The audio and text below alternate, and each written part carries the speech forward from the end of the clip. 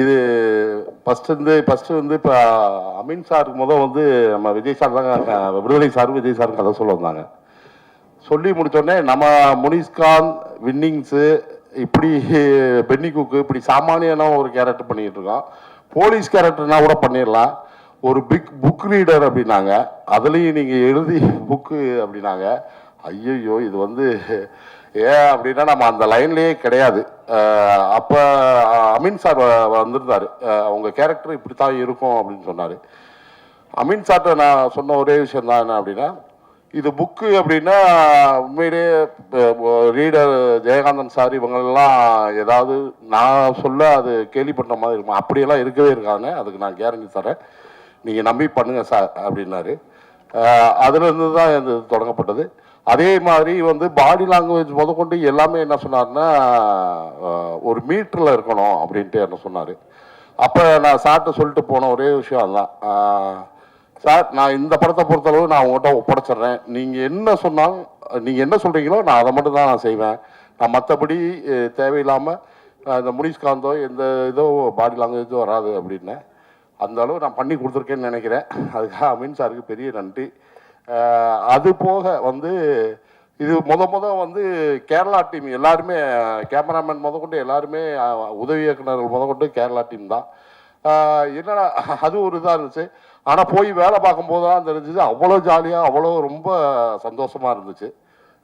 இப்போ எனக்கும் டைரக்டருக்கும் ஒரே ஒரு பாலம் யார் அப்படின்னு பார்த்தீங்கன்னா விஜய் சார் தான். ஏன்னா எந்த டைலாக்காக இருக்கட்டும், எந்த இதாக இருக்கட்டும், இதை இப்படி பண்ணலாமா அப்படின்னும் போது அவர் அதுக்கு தகுந்த மாதிரி புரிய வைக்கிறதும் சரி, இது பண்ணுறதும், அது ரொம்ப நன்றி. விடுதலை சாருக்கு பெரிய நன்றி, கௌசிக் சாருக்கு பெரிய நன்றி. அதே மாதிரி மாஸ்டர் அந்த ஃபைட் நீங்கள் பார்த்துருப்பீங்க, அதுக்கு முன்னாடி அங்கே போட்டு காட்டினார். கிட்டத்தட்ட அது ஒரு 3 நிமிஷத்துக்கு உண்டான ஃபைட்டு.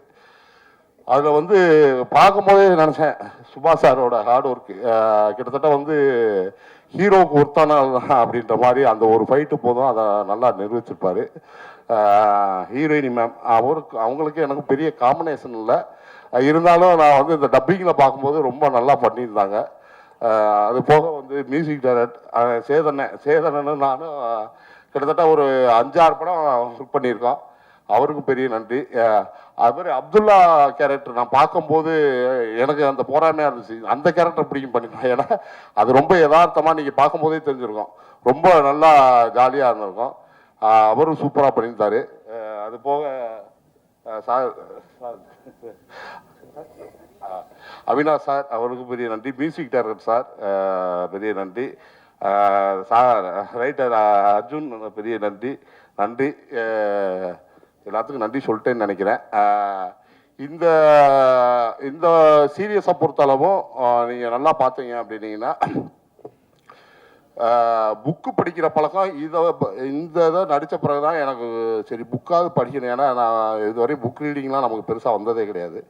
அதுக்காக இனிமேல் கஷ்டப்பட்டு எப்படியாவது படிக்கணும் படித்து அப்படின்ட்டு ஒரு புக்கு வாங்கி படித்தேன். 10 பக்கம் தான் படித்தேன், தூங்கிட்டேன். அது பிறகு பெரிய புக் ரீடர் சொன்னாங்க, அப்படித்தாங்க இருக்கும், மஸ்ட்டு கொஞ்சம் கொஞ்சமாக படிங்க அது அப்படின்னு சொல்லியிருக்காங்க. அதனால் நான் ஒரு 4 புக்கு வாங்கிட்டு வந்திருக்கேன். நான் பெற்ற இன்பம் எல்லாம்ன்ட்டு ஃபஸ்ட்டு ப்ரொடியூசர் சாருக்கு ஒரு புக்கு, டைரக்டர் சாருக்கு ஒரு புக்கு, அடுத்து நம்ம ஹீரோ சாருக்கு ஒரு புக்கு, முக்கியமாக நம்ம பத்திரிக்கையாளர் கவிதா மேமுக்கு நான் கொடுத்தே ஆகணும்.